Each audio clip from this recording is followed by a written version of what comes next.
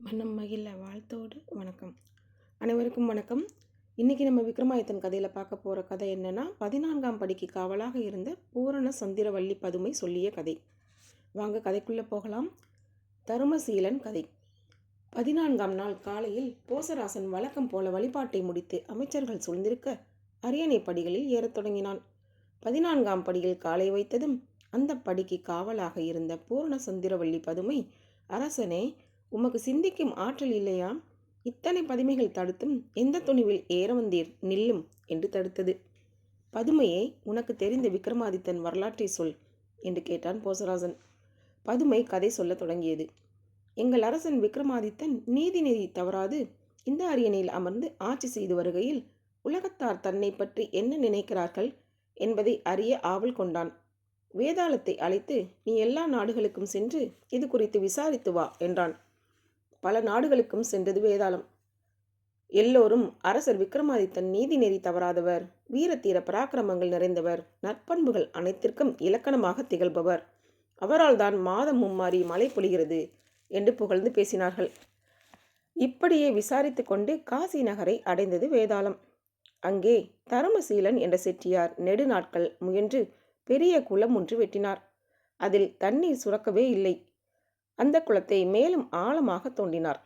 இருந்தும் அதில் தண்ணீர் வரவில்லை.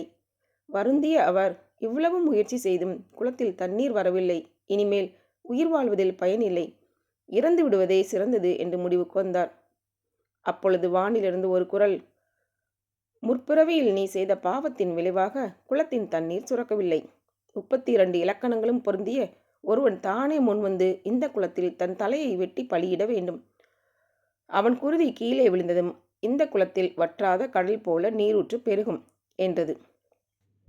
இதை கேட்ட செட்டியார் 1 கோடி பொன் மதிப்புள்ள தங்க பதுமை ஒன்றை அந்த குளத்தின் நடுவில் வைத்தார். அதே மதிப்புள்ள பொன் கம்பம் ஒன்று செய்தார். 80 கோடி பொன் மதிப்புள்ள பொன் பலகை ஒன்றை கம்பத்தின் உச்சியில் பொருத்தினார். அந்த பலகையில் விலை உயர்ந்த நவரத்தினங்கள் பதிக்கப்பட்டு இருந்தன. அங்கு ஒரு கல்லை நட்டு அதில் 32 இலக்கணங்களும் உடைய ஒருவன் தன் தலையை வெட்டி குருதியை இந்த குளத்தில் விட்டால் விலை உயர்ந்த இந்த பொருட்கள் அனைத்தும் அவன் பரம்பரையினருக்கு சொந்தம் என்று எழுதி வைத்தார். உச்சயினி திரும்பிய வேதாளம் இந்த அதிசயத்தை விக்ரமாதித்தனிடம் சொல்லியது. இப்படிப்பட்ட தர்ம சிந்தனை உடையவருக்கு உதவி செய்ய வேண்டும் என்று நினைத்த அவன் வேதாளத்தின் மீதேறி காசி நகர் வந்தான். அந்த குளக்கரையில் நின்ற அவன், பிறந்தவர் என்றேனும் ஒரு நாள் இறந்தே ஆக வேண்டும். இந்த குளத்தில் நீர் நிரம்பினால் நாடே வளம் பெறும். நல்லவராகிய செட்டியாரின் உள்ளம் மகிழும். என் புகழும் நிலைத்து நிற்கும் என்று நினைத்தான். வாளை உருவிய அவன் தன் தலையை தானே வெட்டி கொண்டான். அவன் கழுத்திலிருந்து வழிந்த குருதி தாரை தாரையாக குளத்திற்குள் விழுந்தது. அவன் முன் தோன்றிய இறைவன், என்ன வரம் வேண்டும் கேள் என்றார். இறைவனே, தருமசீல செட்டியாரின் உள்ளம் மகிழ வேண்டும். இந்த குளம் எப்பொழுதும் வற்றாத கடல் போல நீர் நிறைந்து இருக்க வேண்டும் என்று வேண்டினான். அப்படியே தந்தேன் என்று சொல்லி மறைந்தார் இறைவன்.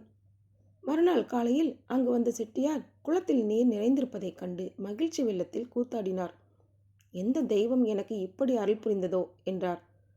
அப்பொழுது வானிலிருந்து ஒரு குரல், விக்ரமாதித்தன் தன் தலையை அறுத்து குருதியை இந்த குளத்தில் விட்டான். அதனால் குளத்தில் நீர் நிரம்பியது. கடவுள் அருளால் அவனும் உயிர் பெற்று தன் நாட்டிற்கும் போனான் என்று சொல்லியது.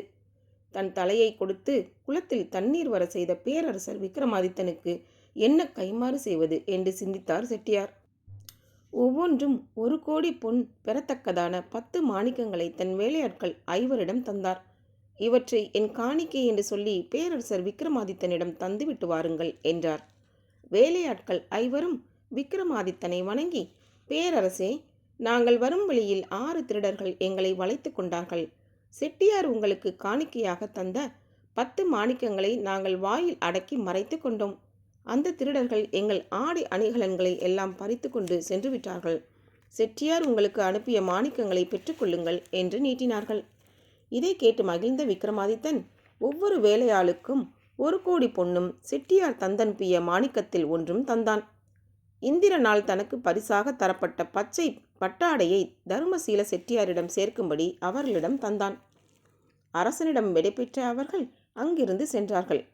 அப்பொழுது அங்கு வந்த ஏழை அந்தணர்கள் 5 பேருக்கு மீதம் இருந்த மாணிக்கங்களை ஆளுக்கு ஒன்றாக கொடுத்தான் என்று கதையை முடித்த பதுமை, போசராசனே, இப்படி பிறருக்காக தன் உயிரையும் இழக்கத் துணியும் பண்பு உமக்கு உள்ளதா?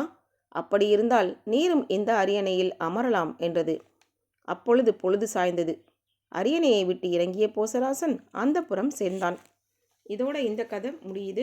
இனி வரும் அடுத்த கதையில் உங்களை சந்திக்கும் வரை உங்களிடமிருந்து விடைபெறுவது தீபா. நன்றி. உங்களுக்கு இந்த கதைகளெல்லாம் பிடித்திருந்தால் சப்ஸ்கிரைப் பண்ணுங்கள், ஷேர் பண்ணுங்கள், கீழே இருக்க லைக் பட்டனை கிளிக் பண்ணுங்கள். நன்றி, வணக்கம்.